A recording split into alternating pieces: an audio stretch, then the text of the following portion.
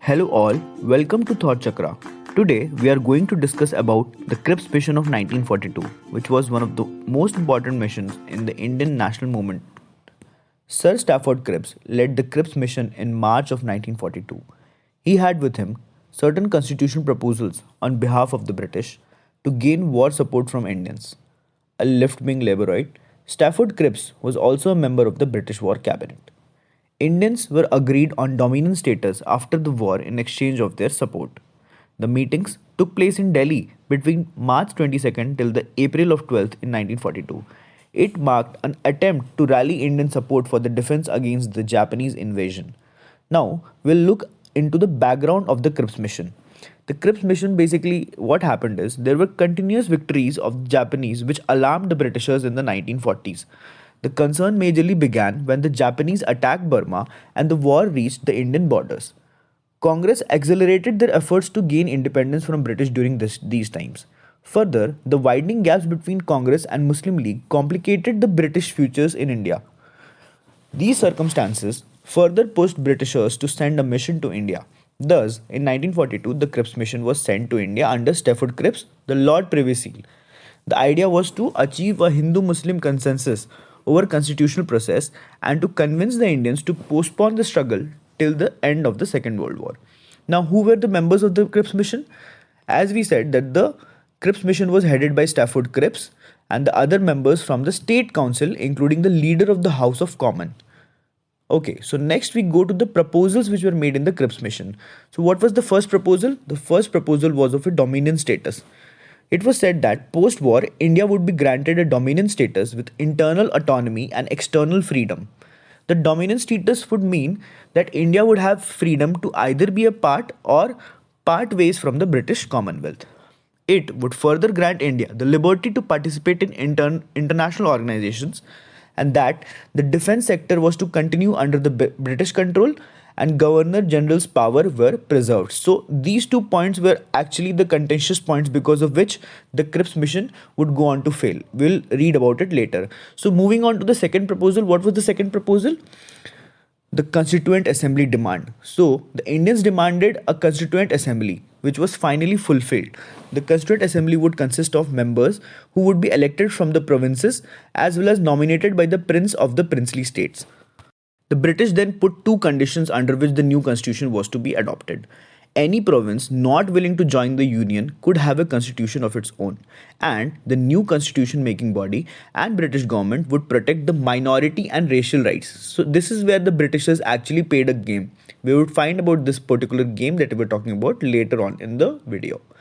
What was the significance of the Cripps mission?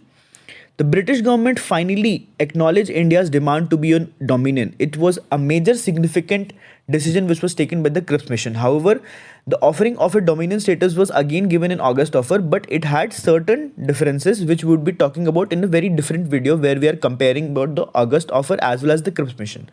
The second significance which we can say about is the Indians could make their own constitution solely and not primarily. They could take any decision whatsoever that they wanted and they could do it solely on their own basis. Any province who would be willing to join the Indian Dominion or who would not be willing to join the Indian Dominion could have its own separate constitution. The ones who would be joining the Indian Dominion would have to follow the constitution which was made by India, but the ones who were willing to not join the Dominion would have its own separate constitution. This was the seed of partition that was sown by the Britishers. The interim government, this is the fourth significance, the interim government guaranteed Indians a good share in administration. Okay, so what was the reactions of the different Indian political groups? If we talk about the Indian National Congress, they didn't accept the offer of dominion status, but instead wanted a provision of complete independence. Now, for them, a provision of dominion status didn't actually matter to them because what they were demanding is they wanted to have complete independence so that they could manage their own affairs as well as the country's affairs. Congress objected to the representation of the princely states by the nominees and not by the elected representatives. This was again a point of contention for the Congress. Third, Congress objected to the idea of provinces to secede. Did they want so? Because they said that this was against the principle of national unity and the demand for a complete independence would get jeopardized because of this particular secession policy that the Britishers gave them. The fourth reaction of the Congress was that the defense were to be in hands of the Britishers and the Governor General's supremacy was to remain, and that didn't go very well with the Congress. Now, how did the Muslim League react to this? The Muslim League first criticized the idea of a single Indian Union. They rejected the idea of a constituent assembly, which was to be decided on the accession of provinces to the Union, and the denial to a self-determination and creation of Pakistan didn't go well with the Muslim League. Muslim League wanted a different state of themselves, and they didn't want to be a part of the single Indian Union, and this was the major issue that the Muslim League were having with the Cripps Mission. So why did the Cripps Mission finally fail? We have certain points which we have listed down. First, the British intentions were very doubtful because the moment that they claimed that they would be offering the dominion status, it was like they had put on a cloth onto the August offer and then sent it back to the Indians. While previously the Cripps mentioned national government and cabinet, he later denied it by saying that he only meant an expansion of the executive council through this. So initially what Cripps was saying is that they would be giving us a national movement, a national government and a cabinet for themselves. So this would actually mean in subtlety that Indians were given a right to independence, but they were not actually giving them independence, but a dominant status where the Governor General power would be intact. The procedure of accession was then not denied. Example, the decision of secession was to be confirmed by a resolution which was to be passed by a 60% majority. If less than 60% supported the secession, it was to be decided by a plebiscite. The plebiscite would include adult males and the decision was to be pronounced by a simple majority. Now, this was a very complicated process because of which Cripps Mission didn't go well with the Indian political groups. Churchill, who was the Prime Minister then of the British, along with Ameri, who was the Secretary of State, and Lord Linlithgow, who was the Viceroy of the state, torpedoed the Cripps Mission, and thus Cripps was called back.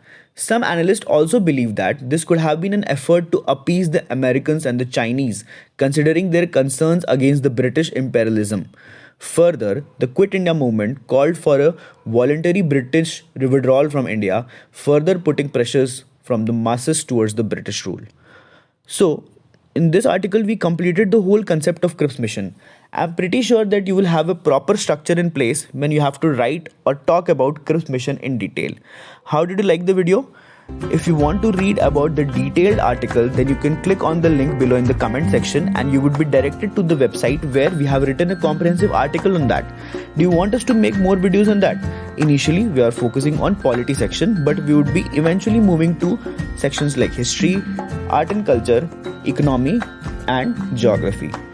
If you like the video, then do subscribe to our channel and do share it among your friends so that most of the UPSC aspirants or any other government exam aspirants can come up to the channel and watch the lectures for free.